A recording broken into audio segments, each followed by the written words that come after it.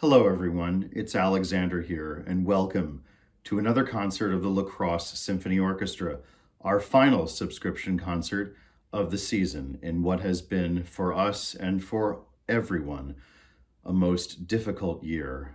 That being said, I am so proud that the La Crosse Symphony Orchestra, unlike many orchestras far greater in budgetary size than ourselves, has constantly persevered through the COVID crisis and has continued through the vision of our amazing staff and musicians and our board of directors and you, our audience and our supporters, has continued to bring great music to the Cooley region. This final concert of our season brings together many strands that have been building really throughout this entire difficult 15 months. We begin with a wonderful sense of renewal and remembrance. Our first work on this program is an amazing work of very recent vintage called Journey 1, Hints of the Middle East, by my predecessor as music director of the LSO. Of course, you know to whom I'm referring, Amy Mills, Maestra Amy Mills, a composer as well as a conductor of equal accomplishment. This is a fabulous and fascinating work, officially in 5 sections, but really it has kind of a broadly a kind of a tripartite, 3-part feel. It is a work for trumpet and string orchestra that was dedicated and premiered to her good friend Dennis Najum, who is known probably to many of you as the rather legendary former principal trumpet of the Milwaukee Symphony Orchestra. Mr. Najum is Lebanese by his heritage, and Amy very brilliantly conceived this really unique work that I hope will continue to build a foothold in the repertoire, because there is ultimately so little for trumpet and orchestra, and this is a wonderful, evocative piece of the music of the Middle East. Again, it is officially in 5 sections. It begins full of jaunty rhythms, modal melodies, Arabic scales, and full of virtuoso opportunities for the trumpet as accompanied by our expert string section.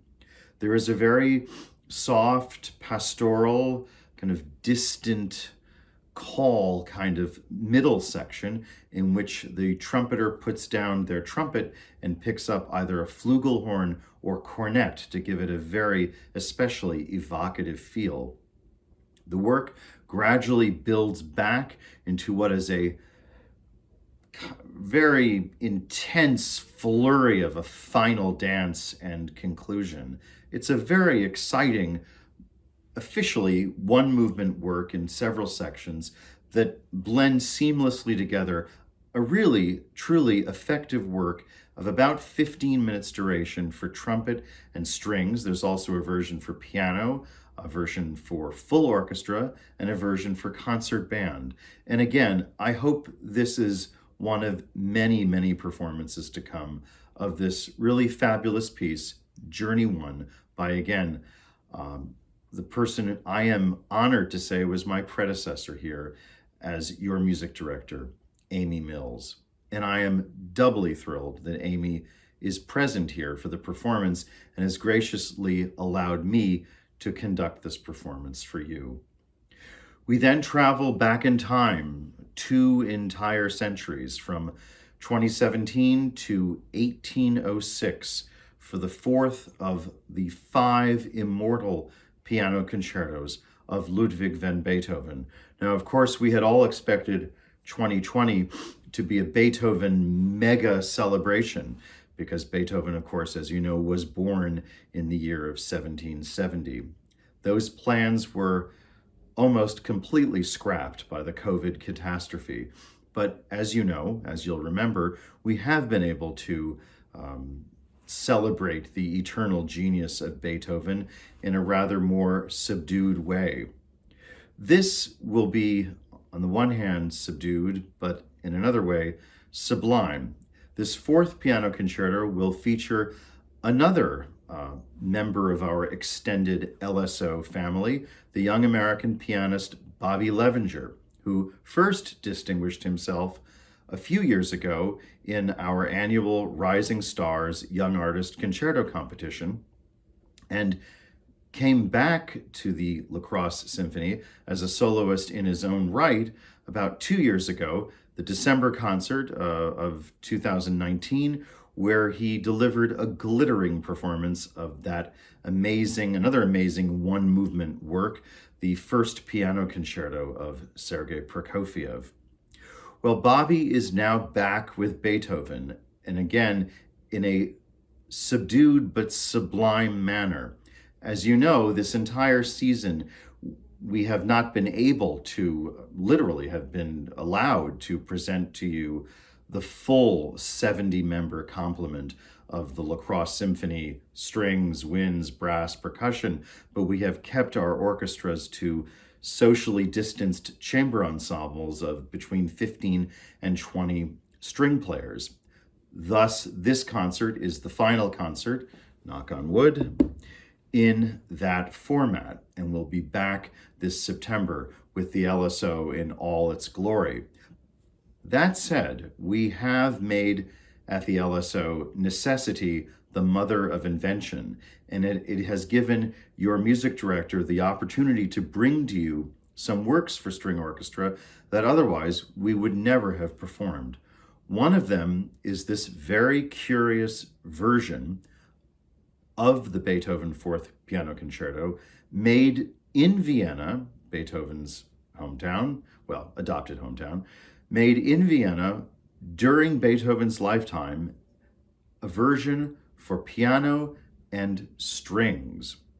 In this case, 2 violins, 2 violas, divided violas, cellos, and bass.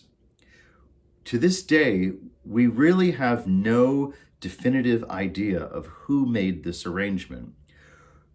Whoever did it, however, we know was a colleague of Beethoven's because Beethoven approved the arrangement. It was performed very frequently, again, in Vienna during his lifetime. It was performed with either a handful of, well, most often with a handful of solo players, like a string quintet, but today and tonight, we are expanding that quintet for small string orchestra. I think you will find the effect to be completely authentic, believable, and somewhat magical. The divided viola parts recall the music of Mozart. Mozart, of course, being Beethoven's hero, the man he really wanted to study with, but poor thing, he had to settle for Joseph Papa Haydn, and learned a lot from the encounter, though he would never quite admit it. But Mozart was the composer Beethoven always worshipped, and it is the spirit of Mozart that we hear in this fourth piano concerto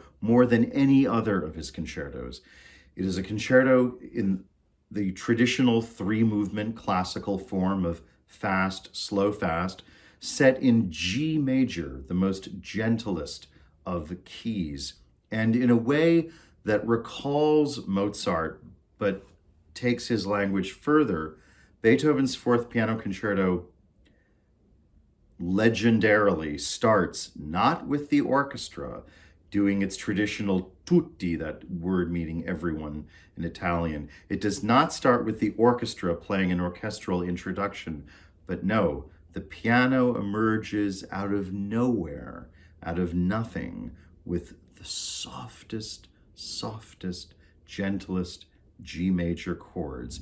And it's from that seraphic tone, that angelic Mozartian atmosphere, that Beethoven then spins his web with this sublime essay in the classical style, and again, the traditional fast, slow, fast, 3 movements. This is not the radical Beethoven of the Fifth Symphony that had actually just been completed about a year before.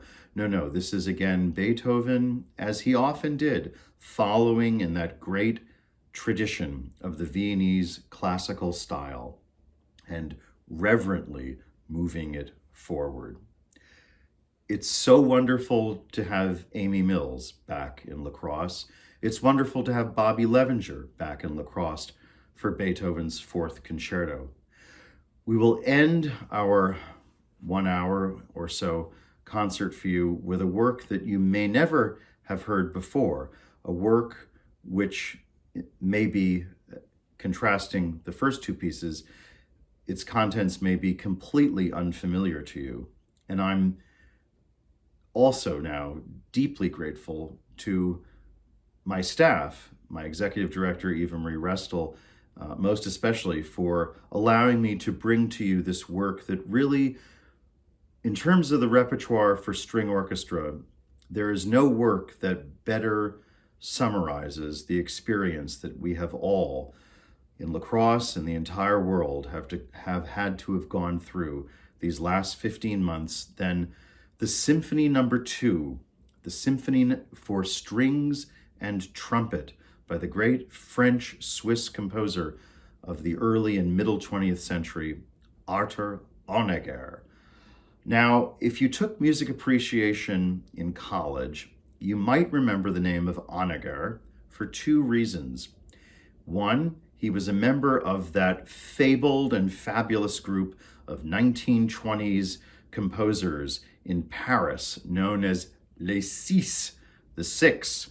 And its more famous members were Darius Milhaud, who wrote that very jazzy ballet score, The Creation of the World, Francis Poulenc, one of the great bad boys of 20th century music, who left many, many great and famous works and very in a jaunty, jazzy style, though there are other more serious pieces as well, and Arthur Honegger, who was the only one of the six composers who was French-speaking, a francophone, but he was born in France of Swiss parents, so he could also claim Swiss nationality and Swiss heritage throughout his life, as he often did express in his music. He spent his entire life kind of commuting between France, most especially Paris, and the French-speaking part of Switzerland, of course, whose capital regionally and nationally, of course, is the city of Geneva.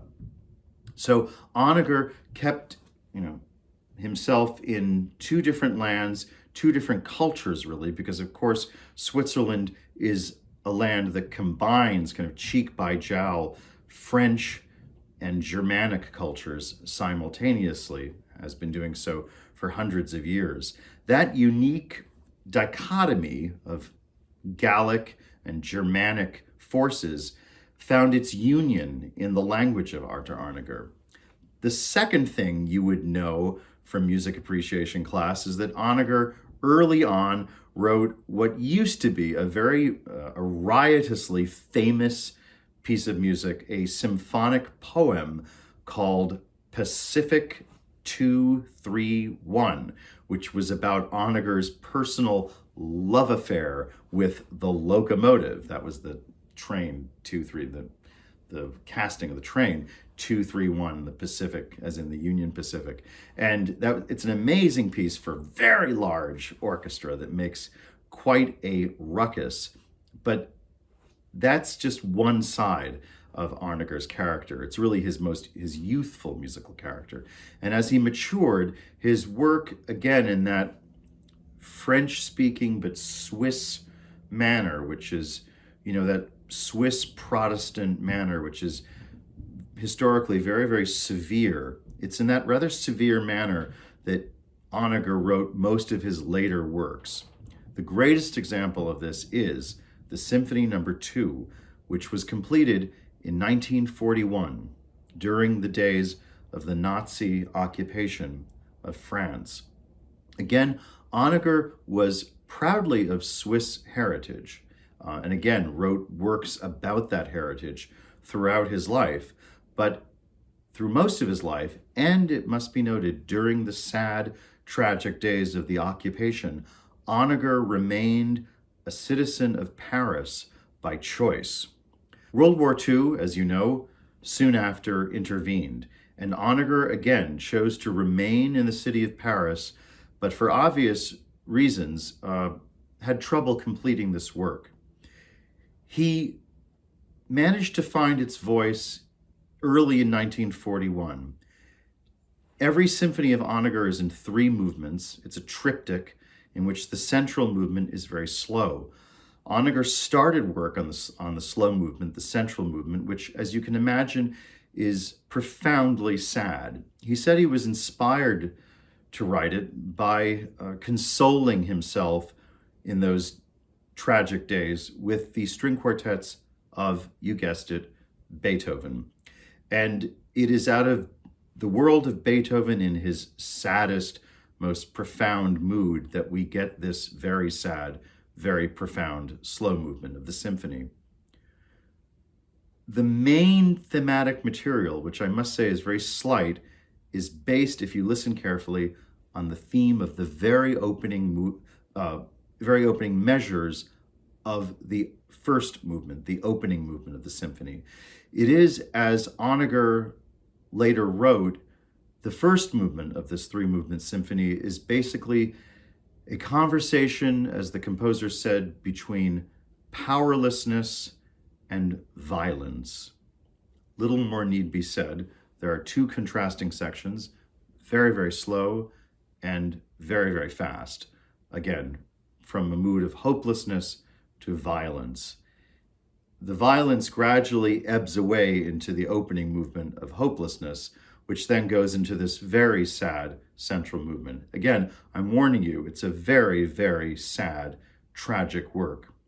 The last of the symphony's 3 movements is really like a jig, a gigue, as they would say in French, this quick dance, which in the beginning seems like kind of a dance of the devil, again, continuing this fraught, tragic atmosphere.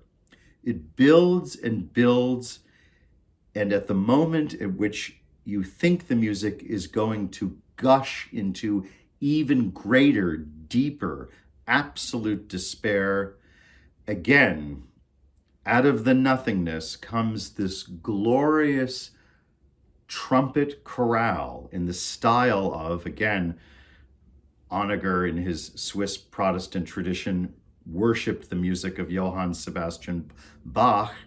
In the tradition of a Bach chorale, this joyous melody peals from a solo trumpet. The trumpet has never been used in the piece, in the entire work, until the last 2 minutes of the symphony. And we, as if turning on a dime, we go from a mood of absolute despair to one of radiant joy. So again, I just want you to know this is overwhelmingly a sad and tragic work, but its well-earned conclusion is one of the most joyous moments in the history of music. And I think at the end of the day, you'll agree, Honegger's Second Symphony is a profound summation of all the world has had to go through.